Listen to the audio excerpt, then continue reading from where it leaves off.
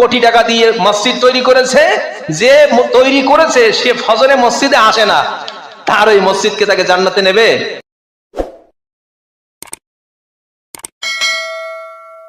আল্লাহ নবী বিশ্ব নবী রাহমাতুল লিল আলামিন বলেন, মান বানা ওয়াজহাল্লাহি মাসজিদান, যেই ব্যক্তি আল্লাহকে খুশি করার জন্য মসজিদ নির্মাণ করে, বানাল্লাহু লাহু মিসলাহু ফিল জান্নাহ, ঠিক তদ্রূপ ভাবে জান্নাতের মধ্যে আল্লাহ রাব্বুল আলামিন তাকেও এমন অট্টালিকা, এমন ঘর, এমন জান্নাত তাকে দান করবেন। সুবহানাল্লাহ। তাহলে জমিনের মধ্যে যারা মসজিদ নির্মাণ করে, মসজিদ নির্মাণে সহযোগিতা করে, মসজিদের টাইলসের প্রয়োজন যারা টাইলস কিনে দেয়, মসজিদের ফ্যানের প্রয়োজন যারা ফ্যান কিনে দেয়, মসজিদের এসির প্রয়োজন মিটিয়ে দেয়, এমনি ভাবে যে কোনো প্রয়োজন, এভরিথিং, কিয়ামতের ময়দানে আল্লাহ রাব্বুল আলামিন বলবেন, বান্দা তুমি আমার মসজিদ তুমি সাজিয়েছো, আমার মসজিদকে ভালোবেসেছো, আমার মসজিদ তুমি নির্মাণ করে কাজে সহযোগিতা করেছো, আজকে আমি জান্নাতে তোমার এমন ঘর বরাদ্দ করব, যেমন মসজিদের প্রতি তোমার ভালোবাসা ছিল, আমি রব্বুল আলামিন তোমার প্রতিও এমন ভালোবাসা সৃষ্টি হয়ে গেছে, জান্নাতে তোমার জন্য সুন্দর ঘর নির্মাণ হয়ে গেছে। সুবহানাল্লাহ। এই জন্য ভাইরা আমার, মসজিদের প্রতি ভালোবাসা, মসজিদের প্রতি আন্তরিকতা, এগুলো আমাদের থাকতে হবে।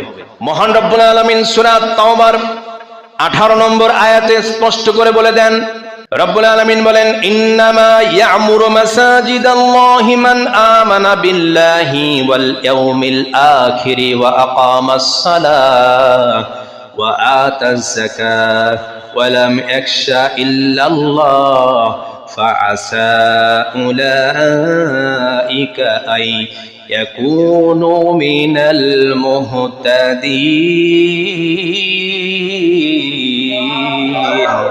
যারা আল্লাহ পাকের ঘরকে আবাদ করে, মান আমানা বিল্লাহ, তারাই তো আবাদ করে যারা আল্লাহর প্রতি ঈমান আনে, ওয়াল ইয়াউমিল আখির, এবং পরকালের প্রতি ঈমান আনে, ওয়া আকামাস সালাহ, নামাজ কায়েম করে, ওয়া আতাজ যাকাত, যাকাত প্রদান করে, ওয়ালাম ইয়াখশা ইল্লাল্লাহ, এবং যারা আল্লাহকে ছাড়া আর কাউকে তারা ভয় করে না, ফাআসা, আশা করা যায়, আইয়াকুনু মিনাল মুহতাদিন, তারাই সফল কাম। বলেন সুবহানাল্লাহ।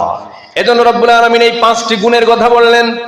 শুধুমাত্র মসজিদ কমিটির দায়িত্ব নয়, কেউ যদি লক্ষ লক্ষ কোটি টাকা খরচ করে মসজিদ বানিয়ে দেয়, আর যদি ঘরের মধ্যে ঘুমিয়ে ঘুমিয়ে ফজর কাজা করে দেয়, বলেন ওই মসজিদ নির্মাণকারী কি জান্নাতে যাবে নাকি? কখনো নয়, না। সুতরাং মসজিদ শুধু নির্মাণ করলে হবে না, মসজিদ শুধু সুন্দর কারুকার্য করলে হবে না, নামাজ আদায় করতে হবে।